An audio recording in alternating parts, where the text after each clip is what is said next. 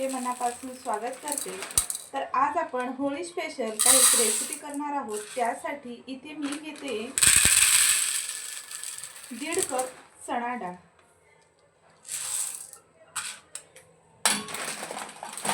आता ही चणा डाळ आपल्याला स्वच्छ अशी 1-2 पाण्याने धुवून घ्यायची आहे।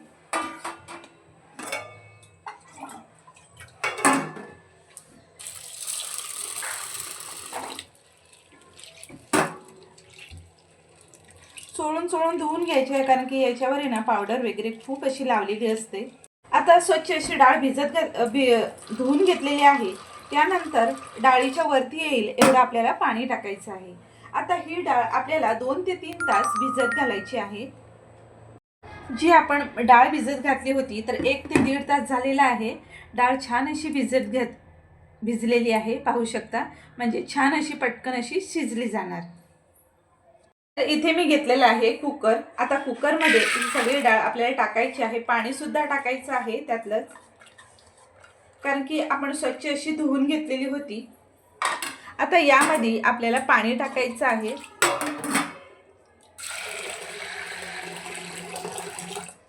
तर हे बघा, मी 1 तांब्या भरून एक अंदाजाने टाकलेला आहे पाणी, कारण की मला आहे ना कटाची आमटी सुद्धा करायची आहे म्हणून।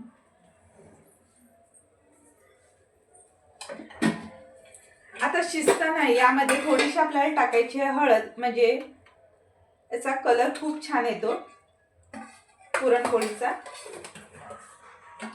मिक्स करून घेऊया आणि आपण 1 शिट्टी मोठ्या गॅसवरती आणि मीडियम गॅसवरती आपल्याला 3 शिट्ट्या करायच्या आहे, म्हणजे एकूण 4 शिट्ट्या आपल्याला करून घ्यायच्या आहेत।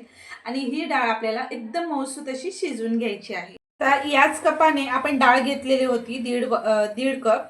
तर ह्याच कपाने आता मी 1.5 कप एवढं मी पीठ घेतलेलं आहे गव्हाचं। आता यामध्ये आपल्याला आहे ना थोडंसं मीठ टाकायचं आहे। कुठलाही गोडाचा पदार्थ करताना आपण इथे मीठ टाकतच असतो।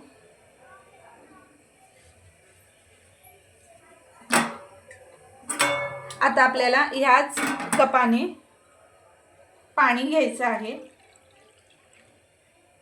तर इथे मी 1 कप एवढं पाणी घेतलेलं आहे। लागलं तर आपण अजून घेऊ शकतो।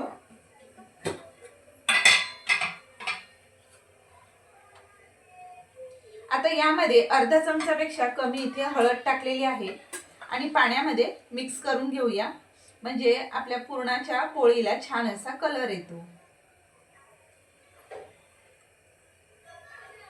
आता आपण साईडला ठेवणार आहोत। आता ह्या पिठामध्ये कडकडीत आपल्याला हे तेल नाहीतर तूप, तुम्ही काहीही घेऊ शकता, तेलामध्ये टाकून आपल्याला हे मिक्स करून घ्यायचं आहे।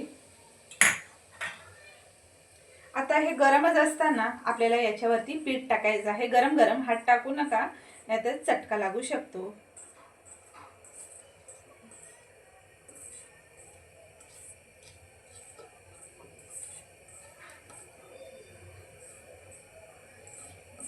गरमच असताना सगळं काही मिक्स करून घ्यायचं आहे।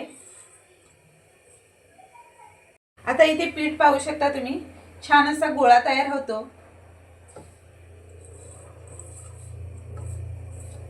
म्हणजे इथे आपल्या पोळ्या अजिबात फाटणार नाहीत। इथे आपण हळद टाकून घेतलेली आहे। आता थोडं थोडं पाणी टाकत जाऊन, म्हणजे अर्ध मी इथे टाकलेलं आहे, थोडं थोडं पाणी टाकत जाऊन आपल्याला इथे छान असं मळून घ्यायचं आहे पीठ। जसं आपण चपातीचं मळतो त्यापेक्षा थोडं नरमच मळायचं आहे।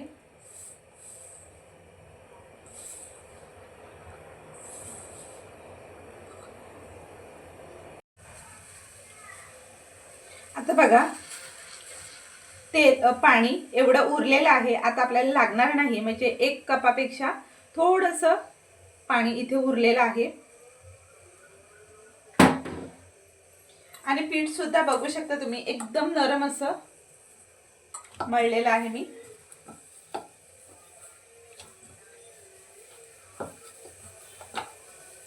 हे बघा, आता पिठाभोवती ना आपल्याला थोडंसं तेल टाकायचं आहे आणि परत एकदा मिनिटभर मळून घ्यायचं आहे।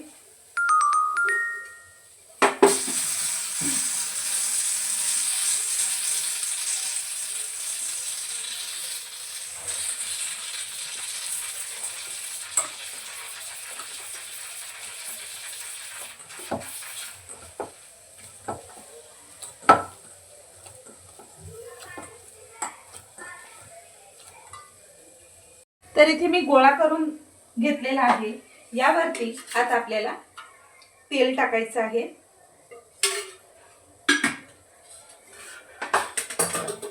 तेल टाकून आपल्याला पसरवून घ्यायचं आहे, म्हणजे हे पीठ अजिबात सुकल्यासारखं होणार नाही.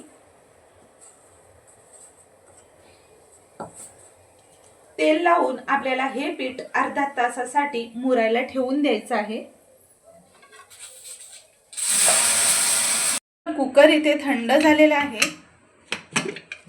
आपण डाळ बघणार आहोत. डाळ छान अशी मऊसूत शिजलेली आहे. आता या चाळणीवरती ही सगळी डाळ आपल्याला काढून घ्यायची आहे, म्हणजे हे सगळं एळवणीचं जे पाणी आहे ना ते एका साईडला येईल.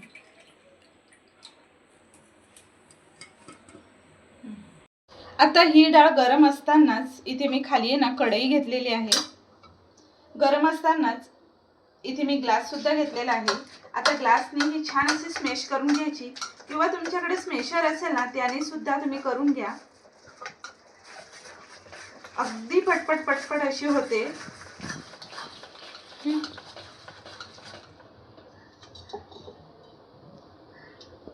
मध्ये आपण पुरणे करून घेतलेलं आहे. बघा किती बारीक पिठासारखं एकदम झालेलं आहे. आता यामध्ये आपल्याला घालायचं आहे गूळ. तर 1.5 कप डाळ होती, तर 1.5 कप आपल्याला इथे टाकायचं आहे गूळ.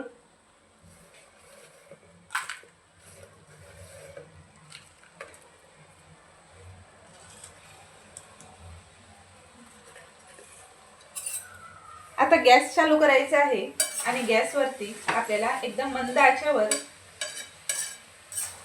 मंद ते मीडियम आचेवर आपल्याला हे सगळं गूळ वितळवून घ्यायचं आहे. ढवळतच राहायचं आहे आपल्याला हे सारण, नाहीतर खाली लागू शकते. इथे गूळ आहे ना मेल्ट झालेला आहे आणि बघा आपलं जे सारण आहे ना ते एकदम पातळ असं झालेलं आहे. पण काही हरकत नाही, थोड्या वेळाने ते घट्ट होणार. पण इथे सारण बघू शकतो मीडियम गॅसवरती 7 ते 8 मिनिटं लागले. एकसारखं ढवळतच होते. आणि पहा आता हे सारण झाले की नाही हे कसं बघायचं तर ते दाखवते. पळी बघा, पळीता उभा राहिलेला आहे बघा, म्हणजे आता आपलं सारण झालेलं आहे. आता आपण गॅस बंद करायचा आहे. 1 चमचाभर आपल्याला इथे वेलची पूड टाकायची आहे.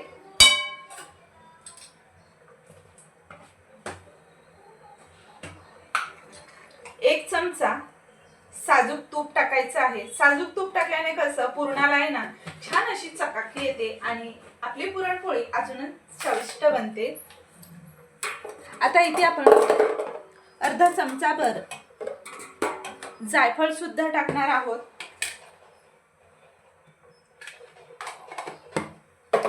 म्हणजे खाताना आपल्या पोटाला बाधणार नाही, कारण की चण्याची डाळ असल्यामुळे पोटाला बाधू शकते.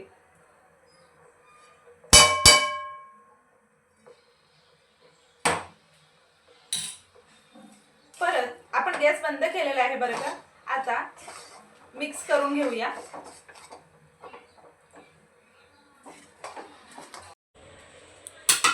हे पीठ करून आपला अर्धा तास झालेला आहे. बघा किती मऊसूत झालेला आहे. बघा तार येते पिठाला, म्हणजे आपलं पीठ छान असं भिजलेलं आहे. एकदा परत छान असं मळून घेऊया. पुरणाचे एकसारखेच गोळे तयार करून घेतलेले आहेत. इथे मी मैदा किंवा तांदळाचं पीठ तुम्ही घेऊ शकता. आता पोलपाट घ्यायचा, त्याच्यावरती आपल्याला कुठलाही पेपर इथे ठेवायचा आहे, पसरवून घ्यायचा, म्हणजे आपल्याला पोळी फिरवायला जमतं. आता हा गोळा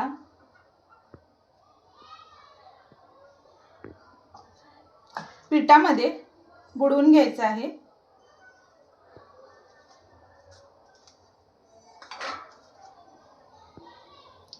या पद्धतीने पुरी करून घ्यायची.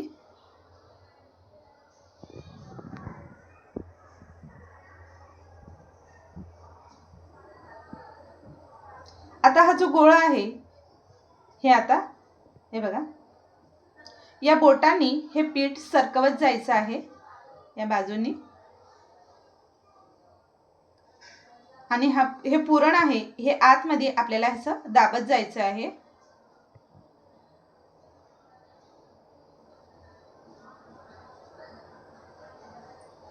हे बघ, आता एका बाजूनी पीठ वरती आणत जायचं आहे आपल्याला.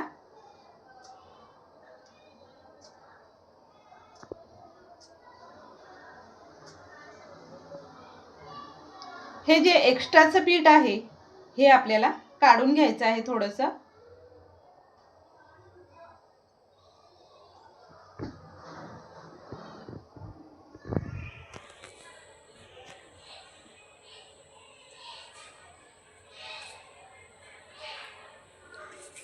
परत आपल्याला थोडंसं पीठ लावून घ्यायचं आहे सुकं आणि छान हाताने असं पसरवायचं आहे, म्हणजे पुरण एकसारखंच.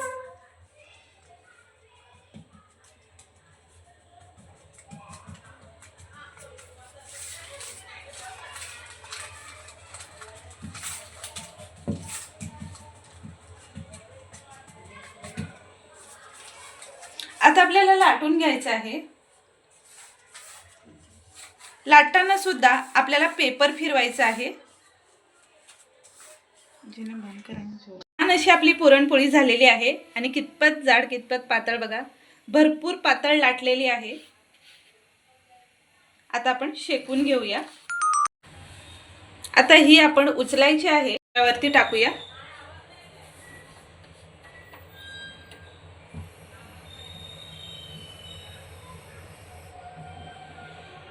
तरी पाहू शकता असे बबल्स आले की लगेचच आपली पोळी पलटवायची आहे, म्हणजे छान अशी शेकलेली आहे. आता आपला गॅस फास्ट करायचा आहे.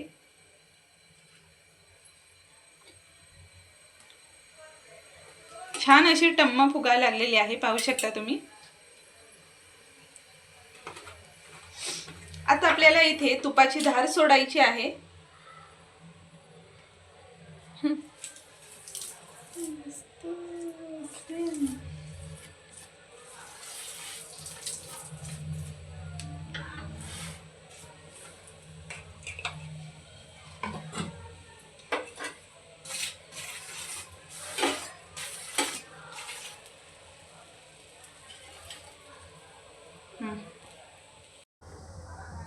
आता आपल्याला ही पोळी काढून घ्यायची आहे. आपण सगळ्या पोळ्या अशाच काढून घेणार आहोत. आपल्या एकूण 10 पुरणपोळ्या इथे झालेल्या आहेत, पाहू शकता. आता तुम्हाला एक पुरणपोळी मी तोडून सुद्धा दाखवते.